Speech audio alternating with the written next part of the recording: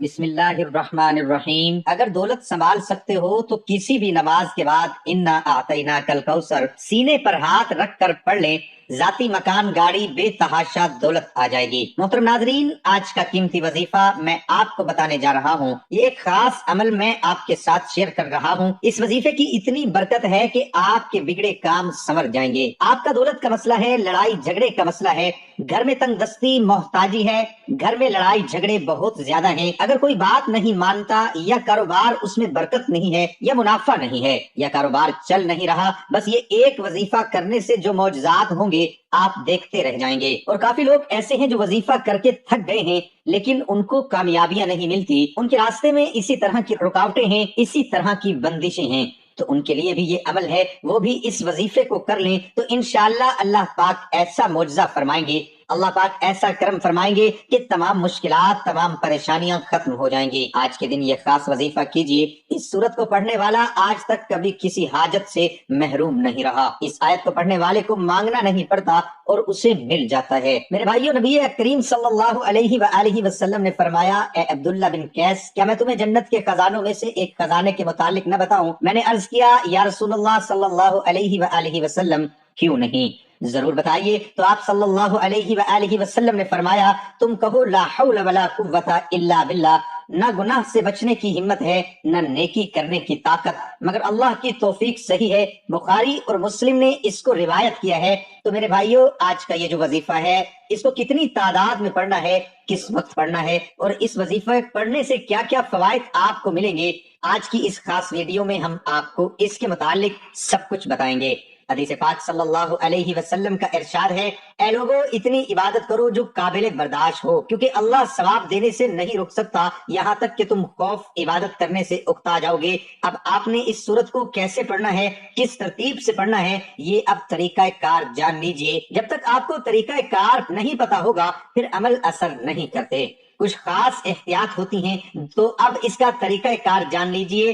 احتیاط میں سب سے پہلے یہ ہے کہ کس وقت آپ نے اس عمل کو کب کرنا ہے۔ دیکھیے، آپ فجر، ظہر، عصر، مغرب، عشاء، تہجد کسی بھی نماز کے بعد کر سکتے ہو، اس میں کوئی پابندی نہیں۔ جب بھی آپ کو وقت ملتا ہے آپ اس وظیفے کو کر سکتے ہو، اس میں کوئی پابندی نہیں ہے۔ کوئی بھی مرد کر سکتا ہے، کوئی بھی عورت کر سکتی ہے۔ اکثر کچھ مردوں کو بھی مشکلات کا سامنا ہوتا ہے، کیونکہ مرد بیچارے اپنی بیوی بچوں کے لیے، اپنا گھر پالنے کے لیے باہر محنت مشقت کرتے ہیں۔ اسی طرح کچھ عورتوں کو بھی بہت سے مسائل ہوتے ہیں، وہ بھی اس عمل کو کر سکتی ہیں، اور لازمی کریں تاکہ آپ کی زندگی میں آسانیاں آئیں۔ دولت، پریشانی، جو بھی آپ کا مسئلہ ہے، بس آپ نیت رکھ کر یہ پڑھو گے، یہ عمل کرو گے تو آپ کے مسائل حل ہو جائیں گے انشاءاللہ۔ اس وظیفے کی برکت سے اللہ پاک کی خصوصی رحمت ہوگی۔ عورتیں اس کو خاص ایام میں بھی کر سکتی ہیں، اس میں بھی کوئی پابندی نہیں ہے۔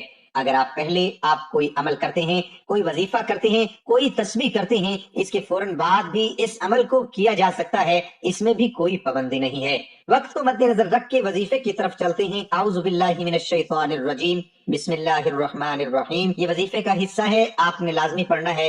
اس کے بعد آپ درود شریف پڑھیں گے، ایک بار میرے ساتھ بھی پڑھیے، اللہم صلی علی محمد وعلی آل محمد کما صلیت علی ابراہیم وعلی آل ابراہیم انک حمید مجید، اللہم بارک علی محمد وعلی آل محمد کما بارکت علی ابراہیم وعلی آل ابراہیم انک حمید مجید۔ یہ درود پاک آپ نے 7 بار پڑھنا ہے، آپ صلی اللہ علیہ وآلہ وسلم کی ذات پر۔ اور اگر کسی میرے بہن بھائی کو یہ درود پاک نہیں آتا، کوئی سا بھی پڑھ سکتا ہے جو اس کو آتا ہے، اور اگر کوئی بھی نہیں آتا تو وہ اتنا کہہ سکتا ہے صلی اللہ علیہ وآلہ وسلم۔ اس کے بعد آپ نے یہ سورت انا اعطیناک الکوثر پڑھنی ہے۔ قرآن پاک کی سورت کوثر کے نام سے بھی ہم جانتے ہیں۔ اس سورت کو آپ نے کب پڑھنی اور کیسے پڑھنی ہے، کتنی بار پڑھنی ہے، سب طریقہ بتاؤں گا انشاءاللہ۔ جب آپ اس وظیفے کو کریں گے یہ سب پریشانیاں آپ کے اوپر سے دور ہو جائیں گی۔ اللہ پاک اسی صورت میں ہمیں یہ آگاہ بھی کر رہے ہیں کہ ہم غمگین اور اداس نہ ہوں، کیونکہ ہر مصیبت کے بعد آسانی ہوتی ہے۔ لہٰذا اگر کوئی اللہ تعالیٰ کے دین پر ایمان رکھتا ہے، اللہ تعالیٰ کے وعدوں پر کامل بھروسہ رکھتا ہے، اور اللہ تعالیٰ کے کلام اور رسول اللہ صلی اللہ علیہ وآلہ وسلم کی باتوں پر مکمل یقین رکھتا ہے، تو وہ مصیبت کے بعد آسانی ضرور دیکھے گا، اور اس کی زندگی میں تنگی کے بعد خوشحالی ضرور آئے گی۔ آپ نے اس سورت کو صرف 21 بار سینے پر ہاتھ رکھ کر پڑھنا ہے، اچھی طرح پڑھنا ہے، اور جب آپ اس کو پڑھیں گے آپ کے ذہن میں آپ کے مقصد ہوں ہوں، جو آپ کے لیے مشکلات بنی ہوئی ہے، جو آپ کی حاجتیں ہوں، آپ یقیناً اس نیت سے ہی کریں گے کہ آپ کے تمام مسائل دور ہو جائیں۔ اب آپ نے وہیں بیٹھے جگہ چھوڑے بغیر لا حول ولا قوت الا باللہ العلی العظیم، لا حول ولا قوت الا باللہ العلی العظیم، صرف اتنا پڑھنا ہے کہ میں پورے یقین کامل سے کہتا ہوں کہ اس تسبیح کو ہر کوئی جانتا ہے۔ لا حول ولا قوت الا باللہ کا مطلب حضرت عبداللہ بن مسعود رضی اللہ عنہ فرماتے ہیں کہ لا حول ولا قوت الا باللہ کو میں نے رسول اللہ صلی اللہ علیہ وسلم کے سامنے پڑھا تو آپ صلی اللہ علیہ وسلم نے فرمایا کہ اس کا مطلب جانتے ہو کیا ہے؟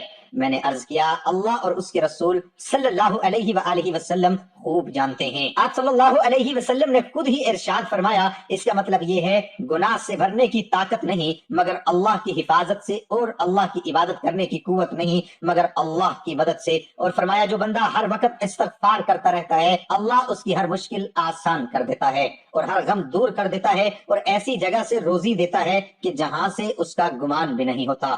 اس کی آپ نے 100 دانوں کی ایک تسبیح کرنی ہے، اس کے بعد آپ نے دعا کرنی ہے سبحان اللہ یا رب کریم، یا اللہ آپ کو اپنی شان کریمی کا واسطہ ہم گناہ گاروں پر اپنے گھر کے دروازے بند نہ کر، ہم سیاکار ہیں لیکن ہیں تو تیرے ہی بندے، تیرے سوا ہمارا کوئی سہارا نہیں، یا ذوالجلال والاکرام ہم تجھ سے اپنے گناہ کی معافی مانگتے ہیں جو تنہائی میں کیا یا محفل میں کیا، نادانی میں کیا یا انجانے میں کیا، اللہ اپنی شان کریمی کے صدقے، اپنے کعبہ کی عظمت کے صدقے معاف کر دے۔ تمام دوستوں سے گزارش ہے کہ اللہ تعالیٰ کے 99 ناموں میں سے ایک نام ضرور ٹائپ کریں۔ اللہ ہم سب کا حامی و ناصر ہو۔ اللہ حافظ۔